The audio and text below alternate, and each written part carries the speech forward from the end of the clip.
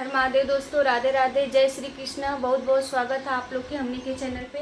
तो चलिए जाएगा शिव गुरु का भगवान का बहुत शिव चर्चा गीत है और कजरी गीत भी हुए और में राग मिला था। हाँ, राग मिला था कजरी है, कजरी गीत का राग हुए ना। हाँ, सावन में गावल जला।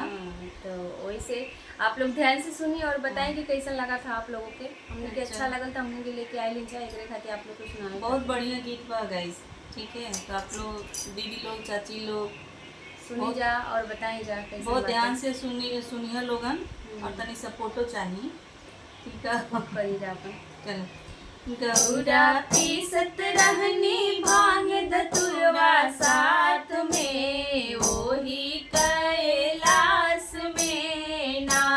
गौरा पीसत रहनी भांग धतुरवा साथ में, वही कैलाश में ना। पीसत पीसत हाथ पिरैले शिवजी देखी मुँह कैले। पीसत पीसत हाथ पिरैले शिवजी देखी मुँह कैल। कहले काहे अइलो गौरा हमरा साथ में, वही कैलाश में ना। कहे काहे अइलो गौरा हमरा साथ में, वही कैलाश में ना।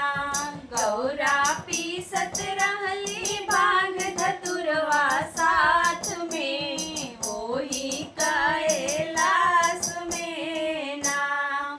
शिवजी छोड़ी भांग धतुरवा खाई रौरा दही चूरा। शिवजी छोड़ी भांग धतूरा खाई रौआ दही चूरा।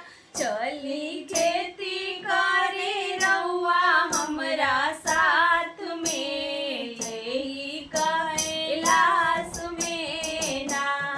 चली खेती करे रौआ हमरा साथ में, यही कैलाश में ना। गौरा पीसत रहली भांग धतुरवा साथ में, यही कैलाश में ना।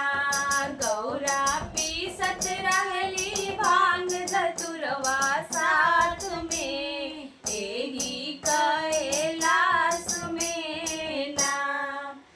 बहुत ही अच्छा गाना है। दुइये कड़ी का तो बाटे लेकिन बहुत ही अच्छा लगा लगे। दोनों जानी के नोक झोंक के बीच में गाना बाटे। अब सावन महीना आ गइल बा तो बंगिया छोड़ करके दही चूड़ा खिएबो करिया, खेतियो करिया। भाई खेती करे के सीजन आ गइल बा ना। कहाँ से कि पीसत में आप लोग तो अगर कभी सिलवट बट्टा चलले होकर तो पता होई कि हाँ हाथ तो दर्द करबे गला। आप तो मिस अगर जमाना चाली हमेशा जब भी देखा तबे मारे भांग पीसत रहेली हाथ तो पिरेबे करी ना। करी हमने के देखो मसाला पीसे में पिराए लगेला तो उनके तो भांग बस भंगिए खाए के बा, भंगिए पिए के बाटे तो फिर पिरेबे करी। तो चलिए जब बताइए आप लोग के गाना कैसन लागला। हर हर महादेव।